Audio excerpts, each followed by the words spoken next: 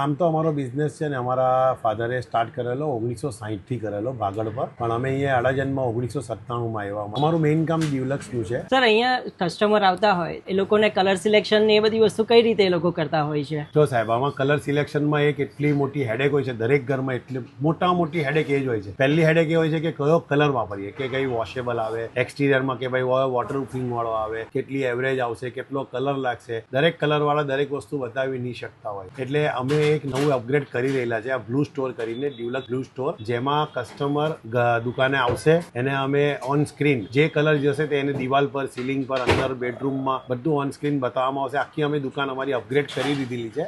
તો પછી આ બધું જે ટેકનોલોજી છે એ જોવા કરવા માટે કસ્ટમરે ક્યાં આવવાનું રહેશે?